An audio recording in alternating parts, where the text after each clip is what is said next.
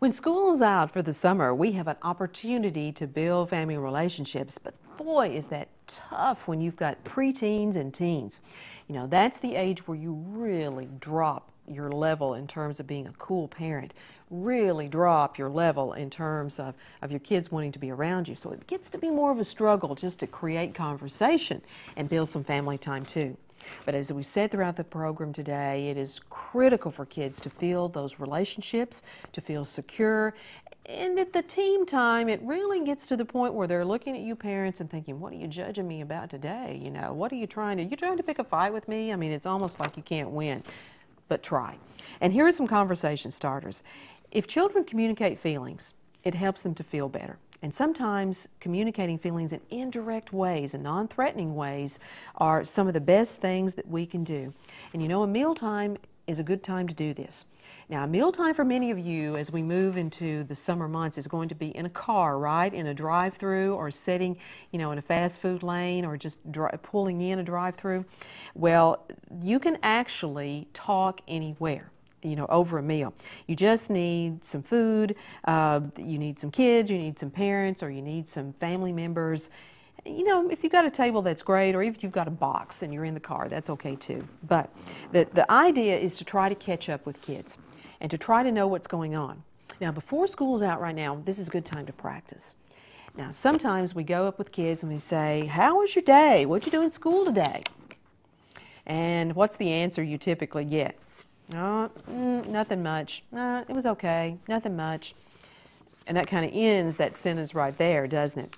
So be a little sharper and dig a little deeper when you talk to them. So instead of saying, you know, what did you do today? What was the best thing that happened today at school? That also forces kids to kind of think a little bit and reflect on their day. And believe it or not, that builds a skill called critical thinking. Now that sounds like a lot of big words, but that's really important for someone to really be able to think about something and then to express themselves. That's a real critical part in their future when it comes to going to college and writing papers, because that's most always a part of courses these days, and that is the idea to think and reflect and to begin decision making and maybe even changing mental models, which means growth. All of that from this little statement, simply saying what was the best thing that happened to you today at school. Or you could say, what was the lowest point of the day today? I mean, what do you wish had never happened at school today? If you had it to do over, you know, what would you not do, or what would you just erase away from this day? But again, things that make kids start thinking and being able to express themselves. Now, you may find that in the beginning that kids find this hard to do. When they're used to answering yes, no, uh-huh, or just going, no, or shrugging, or just kind of diverting attention away from you with distractions, you may have to kind of keep it up for a while, because they're probably not used to this. They're probably not used to being asked to express themselves. That's a skill that's becoming lost today, but this is really important to help develop too. But so ask a non-judgmental question. Don't say, well, did you get in trouble today? Or kind of put them on the defensive. That's very important for young teens, you know, to be non-judgmental, so they will learn to confide. And at times, you know, this is a good way to actually kind of be clear about feelings and morals, etc. And it does not think that they are it doesn't give children the opportunity to think that they're always your boss. That's another problem today with parenting. Very often kids get the idea very early that what I want is what's the most important thing in life, and my feelings are what matter more than anyone else's, no matter what. And you're judging me if you're questioning me. And so, you know, learning how to question in a non-judgmental way really begins, though, to establish that you are the parent and that you are the boss and that you have certain expectations. It must be clear to kids who the parents are. You know, parents, I'm sorry, but you can't be the buddies all the time. And establish those boundaries, which give kids security. And that's what's important. We're not talking about being overbearing. We're talking about just establishing those boundaries too. You know, and we've talked a lot on this program about starting traditions and maybe going to a meal after church on Sunday may be the tradition and the time where you catch up. especially with young teens, this may be the time that you can start asking those questions too. Now, some of the things too that you could ask, okay, for instance, let's say you're going to ball practice, etc.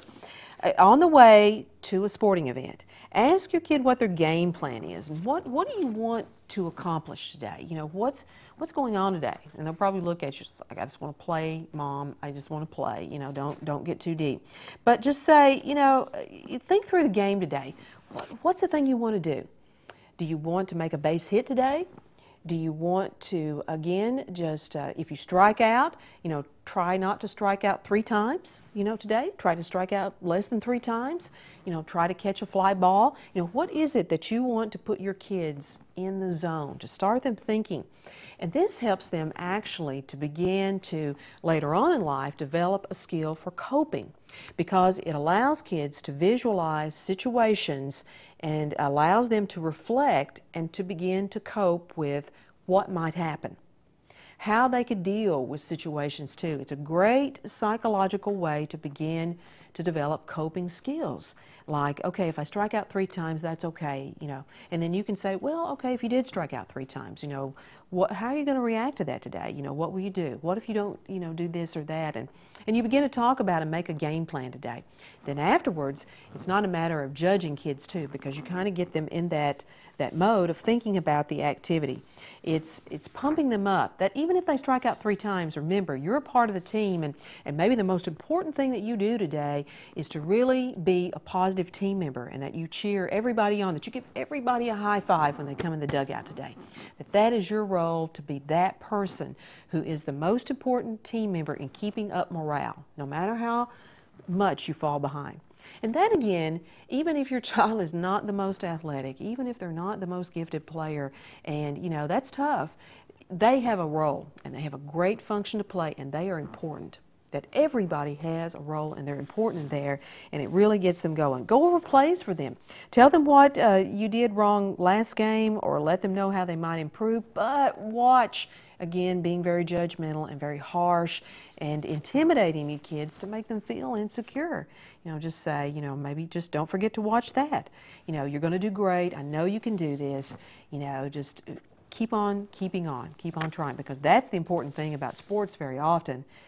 It's that somebody is disciplined enough that even if they do not do anything right, that they keep trying one more time.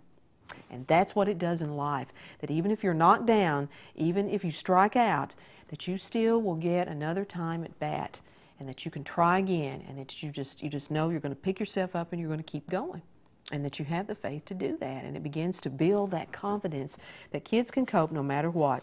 You may not be the best at this, but that's okay. You know, keep trying and pick yourself up too. Then talk about it as well.